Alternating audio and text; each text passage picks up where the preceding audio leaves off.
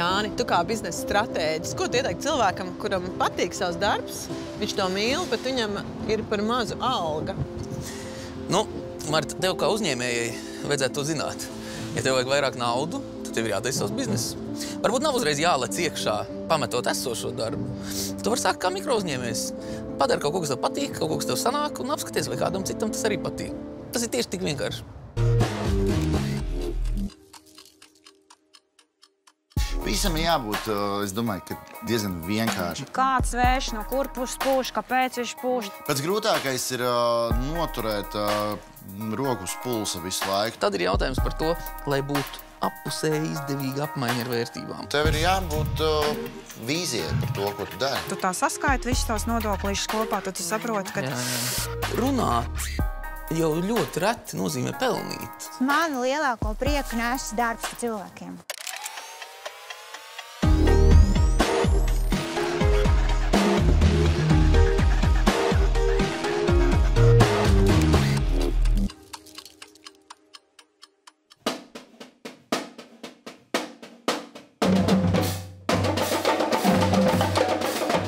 Tie nav nekādi 6 mazie bundzinieki, bet 600 visādu vecumu cilvēku, kurus aizrauj bungu ritmus.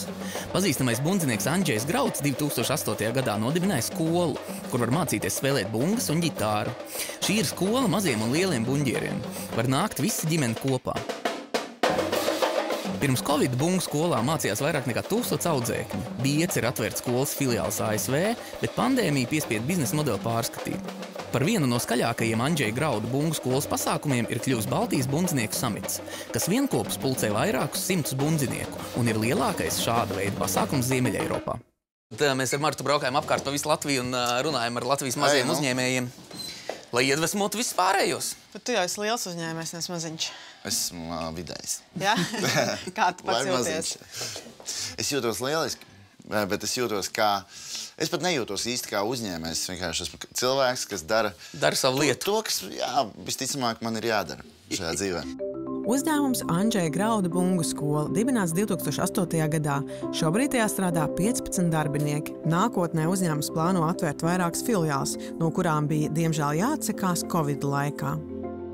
Es biju tas, kurš ļoti gribēja nonākt mūzikas skolā un mācīties, bet man ir ļoti foršs stāsts par to, kā mani izbrāķēja, jo man lika dziedāt un vēl kaut ko es vispār nebiju gatavs tam, bet to dienu, kad es gāju mājās no bērndārza, es spārdīju tās rudens lapas un nosolījos, kad es izaugšu liels, es uztaisīšu vietu, kur jebkura vecuma cilvēks, jebkura spēja cilvēks varēs darboties un mācīties spēlēt bungas. Nu, paskaties, tu esi tā kā bērnības sapni realizējis. Arī pieaugušie var nākt spēt? Jā, šeit var nākt līdz pat 100 gadiem. Ja ir 101, baigi nepārdzīvojot, mēs kaut ko izdomāsim.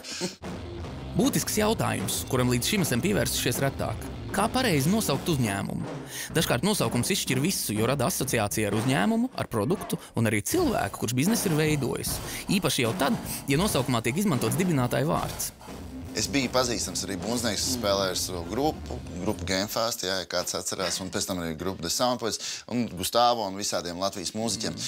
Un kādā mirklī mani sāka saukt kaut kādās publiskās vietās cilvēki nevis par Andžeju Graudu, bet rekur Andžeja Grauda bungu skolu iet. Tas ir tautas izveidojies nosaukums. Tad jau nav variants. Jā, es to pats neesmu izdomājis, un tas ir vienkārši radies. Mūsdienās māca to, ka tev ir jādomā par uzņēmumu kā par preci. Tas nenozīmē, ka tev viņu pārdot, bet līdzīgi kā par kaut kādām lietām, kas ir tavā īpašumā, labāk domāt par preci, jo tāpēc, ka tad tev mazāk ir iespēja, ka tu zaudēsi vērtību. Ja Andžejs gribētu tā kā bungu terminā teikt, uzsist gaisā savu uzņēmumu. Tas būtu baigi sarežģīti, tāpēc, ka viņš tā saucās tavā vārdā. Es īsti neredzu šo kā tādu tieši kā klasisku uzņēmumu. Un šis ir vairāk tās dzīvesveids, šeit man dzīve ir novadusi. Tā kā diez vai kādu dienu notiks šāds te process. Tu izdomā teikt, labi, ir bungu skola super labi, bet es gribu čelu skolu arī klāt. Tad ko tu darīsi? Tu vienkārši teiksi, Andžeja Grauda bungu un čelu skolu? Un atkal tajā brīdī vienīgā problēma būs atkal jau kā savietot preču zīmes. Un tad atkal mans ieteikums būtu paņemt, ka mums ir Andžeja Grauda bungu skola un Andžeja Grauda čelu skola. Tā nebūtu problēma. Tur nebūtu pretrunas. Problēma sāktos tad, ja tev uzņēmums saukts bungu skolu, bet zīmols čelu skolu, jo tāpēc, ka tad var sajukt prāts. Jā, protams. Visam jābūt, es domāju, ka diezgan vienkārši. Jo, man liekas, tieši tā vienkāršība ir tā, pie kuras mēs parasti atgriežamies atpakaļ pēc tam, kad mēs esam izstrabuši visu birokrātiju un vispārējo un klasisku uzņēmumu veidošanas to stilu. Kā tev liekas, tavā pieredzē uzņēmējdarbība ir par darbību vai par lietvedību? Es to vairāk redzu kā tādu darbību. Man vārds lietvedība uzdzen šermus. Man daudzi jaunie uzņēmēji saka, ka viens no galvenajiem šķēršļiem potenciāliem uzņēmējiem kļūt par uzņēmēju ir tas, ka viņš neko nesaprot no lietvedības, neko nesaprot no nodokļiem, neko nesaprot no grāmatvedības. Un tam man parasti jāsaka, bet tu taču netaisi grāmatvedības uzņēmumu. Gan jau, ka ir kāds, kas to saprot, kuram tu vari samaksāt. Tieši tā. Katram ir jādara sava lieta. Jā. Līdzīgi kā citiem pakalpojumu sniedzējiem, arī Andžejam par lielāko pārbaudījumu kļuva Covid laiks. Tas lika pārvērtēt savu biznesa iespējas, lika atteikties no vērienīgiem paplašināšanās plāniem, taču vienlaikus pamudināja nofokusēt uzmanību uz pašu būtiskāko. Kas ārpus Covid, kas ir pats grūtākais uzņēmējdarbībā tavuprāt? Pats grūtākais ir noturēt roku uz pulsa visu laiku, tāpēc, ka tu nevari atlaist gāzes pedāli. Tev ir visu laiku ikdienas tie darbi atšķirībā no ikdienas tāda vienkārša darba, kur tu strādā pie kāda, kā darba ņēmējs. Šeit tev ir visu laiku jābūt 24/7. Tā nav varianti. Bet nenogurst? Protams, ka nogurst. Problēma, es domāju, vislielākā ir tajā mirklī, ja tev šis uzņēmums, ko tu vadi, viņš ir tikai naudas pelnīšanas avots. Manā gadījumā tas ir tas, ko man patīk darīt. Līdz ar to es nestrādāju nevienu dienu patiesībā.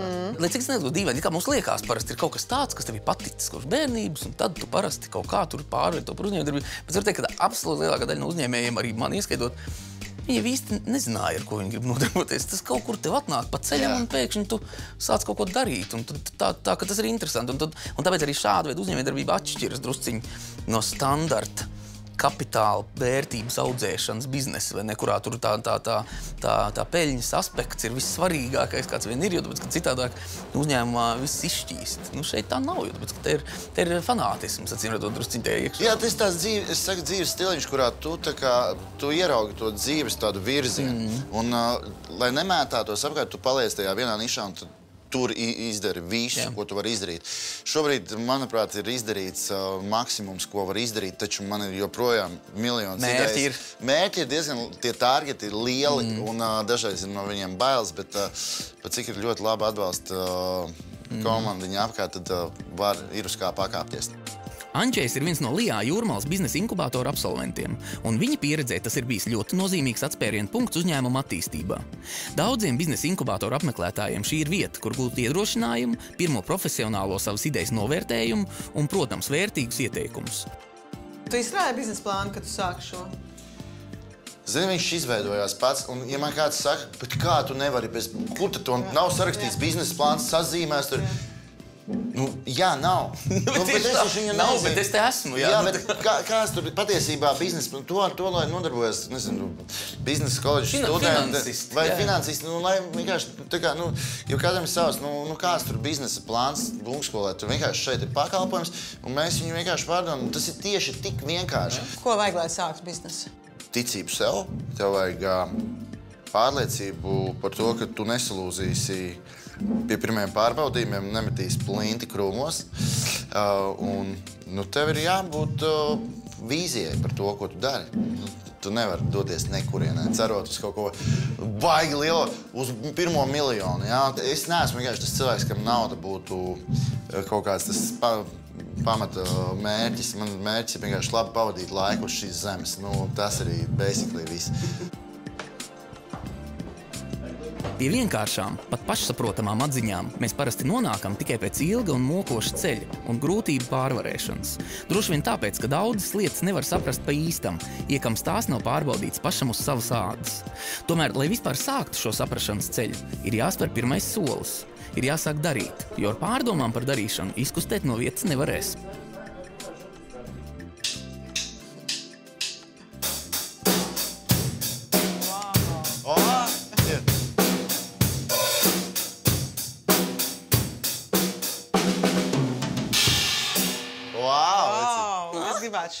Tik tālu. Lūdzu, iemāc tagad, jo es nezinu, ko es darīju. 1, 2, 3, 4. Ar pirmo sitienu uzsit kopā basbungu. Okay. Tikai pirmo. Tā, un ar trešo sitienu kreiso roku. Pagai. Viss. Nu, paskaties, aiziet.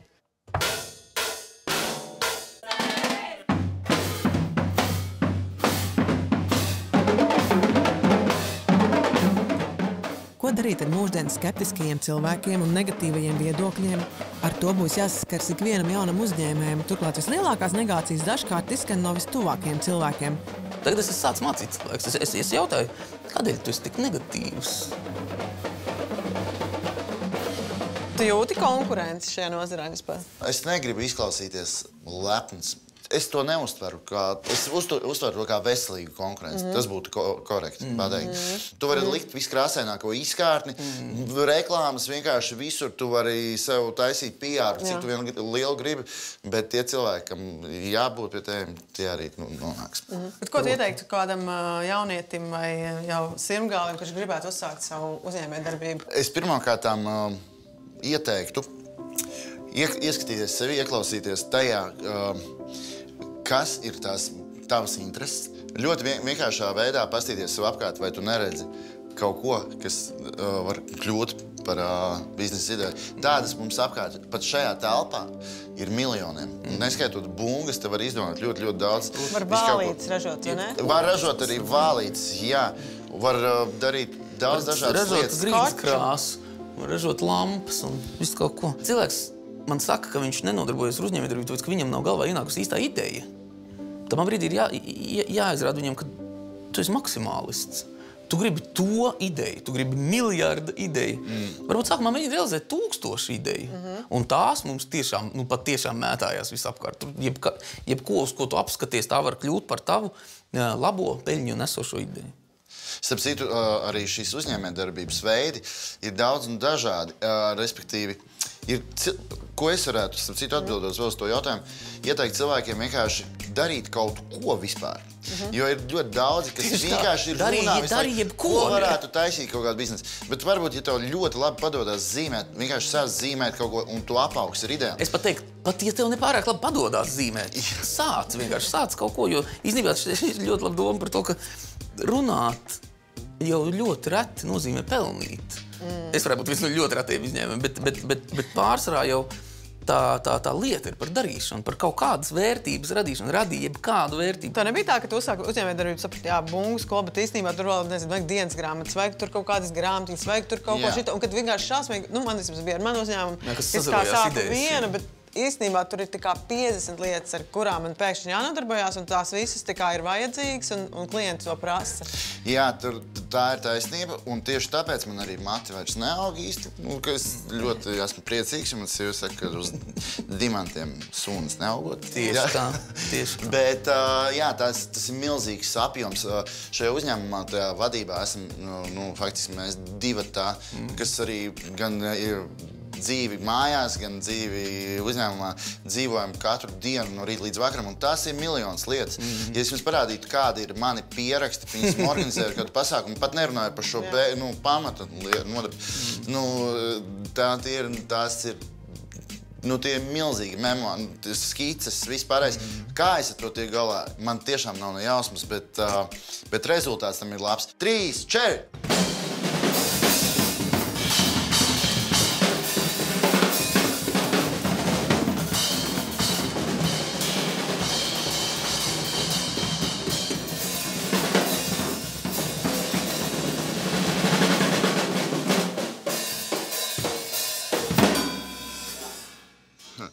Apmēram tā.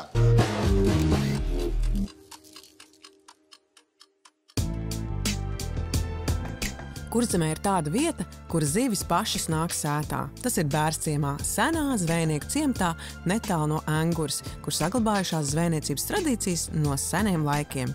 Dieniņas ir viena no retām šāda veida zvejnieku sētām. Te rit pilns cikls no jūras līdz galdam. Vispirms zveja, tad zivju tīrīšana, ko šeit sauc par pošanu, tad gatavošana un pasniegšana viesiem tepat zvejnieku sētā, vai arī tirdzniecība ar produktiem citur Latvijā. Tad, kad iet makšķerēt, parasti saka ne asakas. Jā. Bet, kad uzsāk uzņēmējdarbību, ko saka? Ne eiro, ne bilances. To mēs pajautāsim, varbūt zina cilvēki. Tieši tā. Labdien! Labdien, labdien, nāk tik sētā. Mēs no Rīgas. Jūs rīdznieki, jā? Jā. Ai, jūs tāda arī izskat? Ai, šis sveikins kaut kur redzēt. Labdien, Marta. Iveta. Prieks iepazīties, Jānis. Mums bija tikko saruna par to, kad iet zvejot, tad saka neasakas, ja? Jā. Kad sāk uzņēmējdarbību, ko novēl? Es pat nezinu, kā ir jau vēl jāsaprot, kad tu viņu sāc. Kurš ir tas brīdis, kad tu... Jā. To nevar nekad noteikt. Kurā brīdī hobijs pārvērš par uzņēmēju darbību? Zvejnieku sēta dieniņas. Dibināts 2021. gadā. Šobrīd strādā 2 darbinieki. Apgrozījums 63 000 eiro 2022. gadā. Lielākie izaicinājumi – nodokļu sloks un kvalitatīva darba spēka deficīts. Es vienmēr teicu, ka es ir Iveta un es ir šitais mājas saimnieks. Jā. Un jūs jau saprotat, ka dzīvē ir tā, ka tu viens pats cilvēks šo pasauli neko prātīgi izdarīt nevar, un tāpēc man arī mājas vesela brigāde. Protams. Mani pašam savs Oskars. Dzēnieka dēls. Jā. Un viņš man ir zvejnieks vismaz kaut kādā 3. paudzē. Man liekas, ka pat vēl vairāk no kādā 5. paudzē, jo Bērstams ir viens no senākiem zvejnieku ciemiem vispār piekrasti. Un man vīriši iemācījās zivu žāvēt no omiņu. Jau šitāds mazs puikišs. Nu, tad mēs tā pamazām lēnām 90. gadu beigās, tā kā sākās tas viss, mēs kaut ko sāka katrs darīt, jā. Nu, tad mēs sāka divām kastēm lest šitam te ceļmalā tirgoties. Kas lests? Es minēšu, tā ir zivs. Jā. Kas tā ir pa zivi? Kas tā ir pa zivu? Bute? Jā. Lests. Jo ir buts, ir pleksts, bet mums vienmēr visos laikos te ir bijis lestiņs. Tas ir lībiešu vārds. Jo vispārīgi es arī cenšos runāt tāmnieku izloksnē, jo tā mums omeši vienmēr runāja. Jo tas ir tas, kas ir jāsaglabā, jo ja mēs tā nerunās, tad tie bērni riktīgi tā vairs nekad mums nerunās. Un tā mēs te sāk. Un saprot, tā, kad ir tas meža vējš, jūs tā iedomājas, ja kad ir meža vējš, tur tā ir sēdz galā, mums ir namišs. Žāvē tos zivs, un tas vējš to dūmu, to smaku nes uz ceļkānu. Cilvēka... Bet mašīnā braucot, tad neapstājas. Nē, jau pat mašīnā viņi apstājas, kā grib tos zivs, un viņi ost un nāk, un beigās mēs sapratam, ka tie cilvēki lēna gara sāk nākt sētā. Viņi nāk uz to smaku, nāk uz to dūmu, un mēs sāk stāstīt, mēs sāk rādīt, un mums visus pašiem baigi sāk patikties. Tiem, kas gribētu pamēģināt saimniekot laukos, dar atcerēties, ka audzējot graudus, kartupeļus, kopjot lopus vai zvejojot, būs jārēķinās ar no cilvēku neatkarīgām dabas likumsakarībām. Jau laiks ir jāpadomā par sezonas produktiem un sezonas norisēm, lai uzņēmums būtu nodarbināts visu cauru gadu. Cik no gatavotā jūs noķerat? Paši zivs ir ēņģi brētlišs, līdacišs mums tā nāk. Nu, žāvēties zivs, protams, asars sīgi un lucens un lests, nu, tas ir vasarā vairāk. Jo zivi ir, nu, tas ir tā kā laukos. Tu nevar aiziet tur pasmelt vai kādu, un kad tu šodien gribi to, nē, nu, katrai zivei savs laiks, savs gadlaiks, savs sezonu. Un tas zivi tur ir tik, cik viņš tur ir un tad, kad viņš ir. Es saprotu, tas ir dzīvesveids. Zvejniecība ir dzīvesveids. Tam ir jābūt dzīvesveidam. Tas tev ir jāpatīk, un tas ir smags darbs. Nu, tas, zin kā jaunie jau tagad ir pieraduši, un tas ir ritīgi tev jāstrādā. Jūrā iet, tas tev nav tā, nu, paspaidīt podziņas. Tas ir fizisks smags darbs, un pirmkārt tev ir jāsaprot, kāds vējš, no kur pūš, kāpēc viņš pūš, tu vari iet vai tu nevari iet. Un vēl jau ir arī, nu, viss tā dokumentācija. Es reku, jums klienti ir atbraukuši tikko kā. Tā jūs iet sētā, ja jūs kaut ko grib. Jā, jūs jau zin, kur jāiet ir. Pazvan tur pie bodas zvanu un iznāks meitenes jums. Ivetas stāsts rāda, kā pamatprodukts zivis laika gaitā var apaugt ar citiem pakalpojumiem. Vispirms bija tikai zivju zvejošana un pārstrāde, tad nāca vēsturiski stāsti par zvejniecības tradīcijām, tad viesu uzņemšana pie galda un izmitināšana viesu namā. Mēs savu veco mājiņu 2002. gadā atremontierēja. Kopš 2002. gada mēs te laiž iekšā vasarnieks.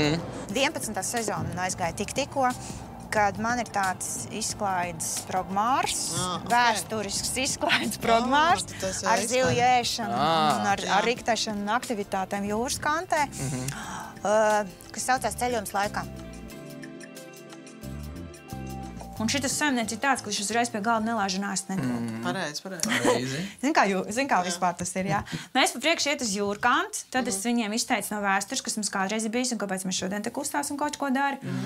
Un tad es viņu beigās lieku strādāt. Un tad tikai mēs nāk apakaļam uz sēta, mēs iet uz to nojumu, un tad es laižu pie ēšanu. Un tad es vāru, nu kā, nu kuro reizi kaut ko pārsvarā zupiņu un vasarā žāvēt zivs, bet ir iespējams visu kaut ko dabūt pie mums, pat saldo. Un tagad, ja cilvēki ir pāduši, tad man ir tāds stāstījums ne tikai, lai būtu tam cilvēkam tā kā vēderam, tas baudījums, bet arī tai sirdī par to vēsturi, kā kādreiz bija.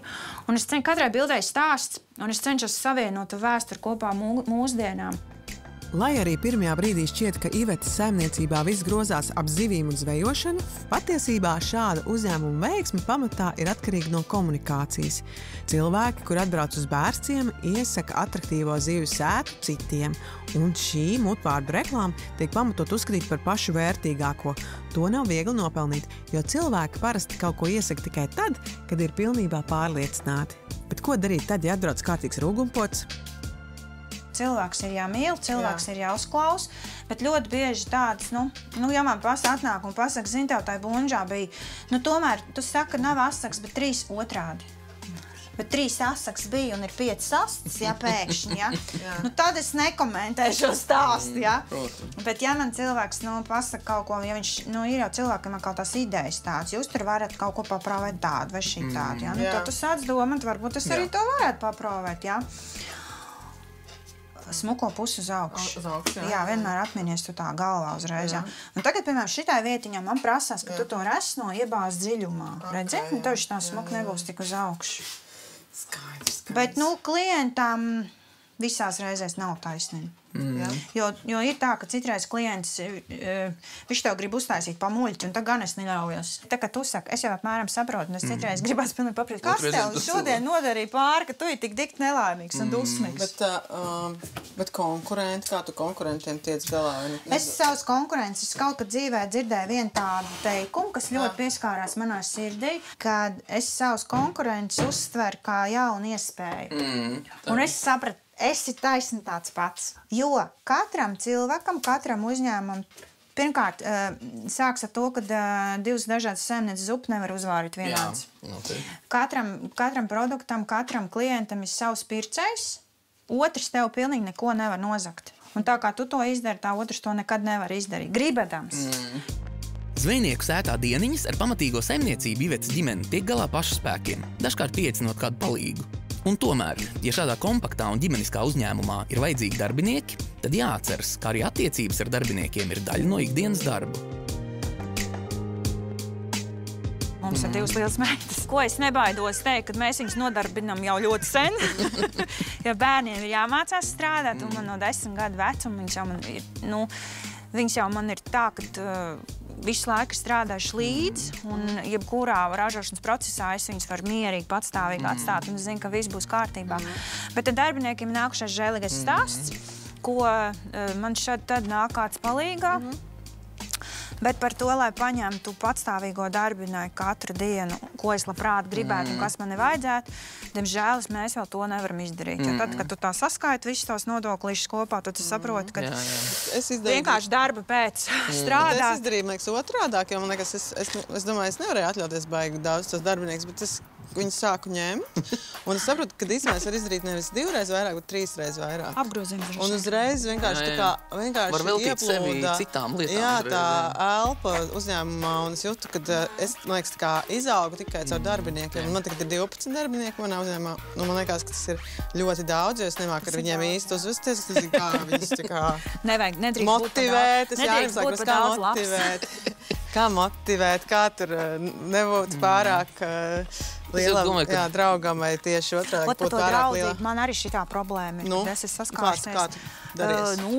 Tas ir jāmāk. To tu vari iemācīties tikai darot, 5 reizes kļūdoties. Tā arī ir, diemžēl. Un tad tu saproti, šitā nevar, šitik tu nevar. Un tad tur var tā, bet cilvēciskais faktors ir jābūt labiem pret darbiniekiem. Tas ir viennozīmīgi. Bet ir tā ļoti, ļoti foršā komanda, tu atkal gribi viņus tur mīlēt no sirds. Viņi jau ir jāmīl. Mēs jau arī tā arī dara vienalga 5. reizi. Ir atšķirība. Tomēr man šķiet, tev ir jābūt cieņpilnām attiecībām. Un tieši tāpat kā ar draudzību. Tad ir jautājums par to, kā tu ar to cilvēku pēc tam attiecies tā, lai būtu appusēji izdevīga apmaiņa ar vērtībām. Nevienmēr, bet bieži vien konstruktīva kritika, piemēram, ir darba devēja atbildība. Tu nevar gaidīt no darba ņēmēja konstruktīvu kritiku. Un konstruktīvu kritika mēs parunājam par to, cik viss ir labi, Tad mēs parunājam par to, kuru darbību es gribētu redzēt citādāku, un nobeidzam ar to, cik mums tomēr viss ir labi. Jā, lai cilvēks nepaliek ar tā krēņķi, jā. Tieši tā, un tā ir konstruktīvā kritika, jo tāpēc, ka, un to bieži vien ir specifiski jāpiemina, ka šis nav nekas slikts, ko es saku. Ir jādara nedaudz citādāk, tādēļ, ka man šķiet, ka tā ir pareizāk darīt. Ja tev šķiet, ka ir citādāk pareizāk darīt, izstāsti, padiskutēsim un apskatīsimies, kā tas notiek. Kas uzņēmējiem rada prieku? Vienam tā ir konkurenta pārspēšana, citam jauna produkta veiksmīga ieviešana vai biznesa process pats par sevi, bet vēl kādam tāda nodarbošanās, kas saglabā mūsu saknes, padara tā saprotams un piešķir vērtību. Kas tev nes prieku tajā uzņēmējdarbībā? Man lielāko prieku nes darbs cilvēkiem.